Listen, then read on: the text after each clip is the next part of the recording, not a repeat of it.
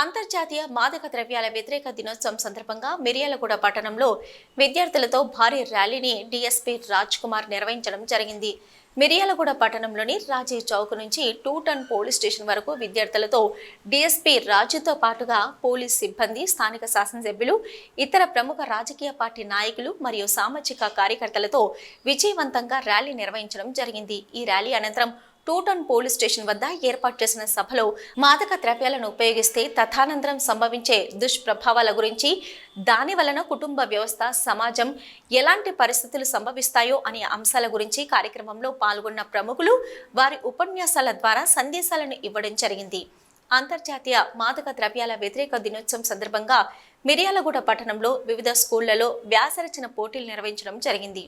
వాటిలో ఉత్తమ వ్యాసరచన ఎన్నికైన వారికి స్థానిక శాసనసభ్యుల ద్వారా బహుమతులను ప్రదానం చేయడం జరిగింది.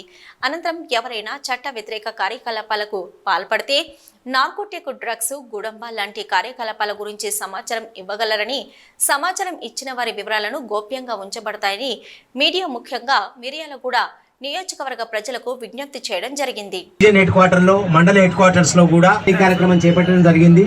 మనమందరం కూడా కలిసికట్టుగా మన భవిష్యత్తు గురించి, మన పిల్లల భవిష్యత్తు గురించి we have to say no to drugs. Kindly say no to drugs. No to drugs. No to drugs. No to drugs. ఈ కార్యక్రమాన్ని ఉద్దేశించి మీయో గారిని మాట్లాడాల్సిందిగా కోరుతున్నాను. Thank you.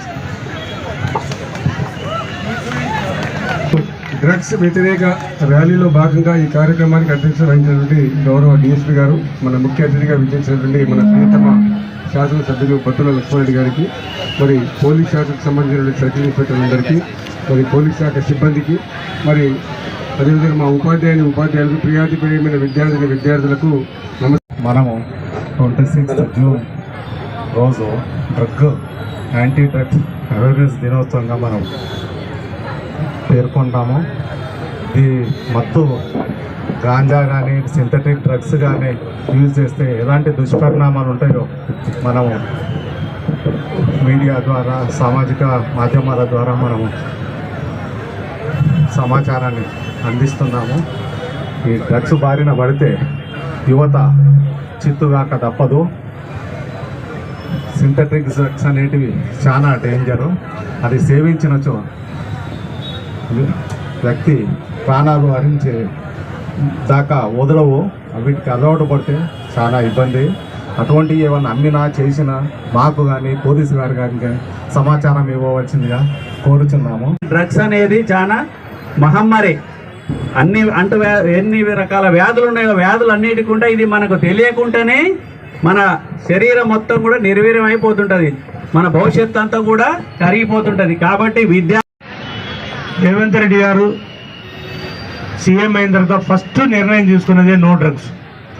చాలా ప్రతిష్టాత్మకంగా తీసుకొని ఈరోజు డ్రగ్స్ డే సందర్భంగా ఈ కార్యక్రమాన్ని మనందరం చేసినట్టుగా విధంగా కాకుండా దీన్ని నిజంగా నిర్మూలించే విధంగా ప్రతి ఒక్కరు చేయి కలిపి ఈ డ్రగ్స్ని దూరంగా ఉండాలని ప్రతి ఒక్కరిని కోరుకుంటూ, ఎందుకనంటే మన మిర్యాలగూడలోనే ఎక్కువ ఉందని చెప్పి ప్రతి ఒక్కరు దీని వైపే చూస్తున్నారు, మిర్యాలగూడ వైపు చూస్తున్నారు.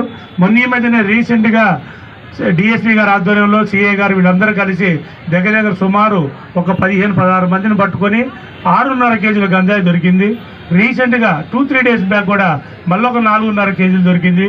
కానీ ఇక్కడే జరుగుతుంది, యువతని ఎక్కువ దీన్ని లాగేసేసి వాళ్ళకి ఏదో ఆ క్షణంలో అనుభూతిని చూపించేసేసి ఇబ్బంది పెడుతున్నారు. రాబోయే రోజుల్లో దీన్ని భారం మన మీదనే కాదు, మన కుటుంబం మీద పడుతుంది, మన వ్యవస్థ మీద కూడా పడుతుంది. కాబట్టి ప్రతి ఒక్కరు గమనించి దీన్ని మనందరం ఎక్కడ ఏ ఇంటిమేషన్ ఉన్నా కానీ తక్షణమే డిఎస్పీ గారికి కానీ అధికారులకు ఎవరికైనా మనం ఇన్ఫర్మేషన్ ఇచ్చినట్టయితే వాళ్ళు ఆ క్షణంలోనే దీని మీద చాలా సీరియస్గా తీసుకుంటున్నారు. ప్రతి ఒక్కరూ దీనికి సహకరించి మన డ్రగ్స్ని మన మిర్యాలగూడలో లేదు ఆ పేరు మనం తుడిపేసే విధంగా మనందరం కలిసిమెలిసి పనిచేయాలని మనస్ఫూర్తిగా కోరుకుంటూ నాకు ఈ అవకాశం ఇచ్చింది.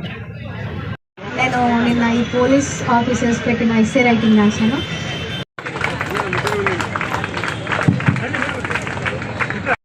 గౌరవ ఎమ్మెల్యే గారికి మరియు వివిధ పాఠశాల యాజమాన్యాలకి, ఇక్కడికి వచ్చినటువంటి విద్యార్థులకి మరియు మిర్యాలగూడ పట్టణ పెద్దలకి ఈ కార్యక్రమంలో పాల్గొన్న ప్రతి ఒక్కరికి మిర్యాలగూడ పోలీస్ ద్వారా ప్రస్తుత మీడియా మిత్రులకు కూడా మా తరఫున మిర్యాలగూడ పోలీస్ ద్వారా ప్రత్యేక ధన్యవాదాలు తెలుపుకుంటూ ఇటు కార్యక్రమాన్ని ముగిస్తున్నాం.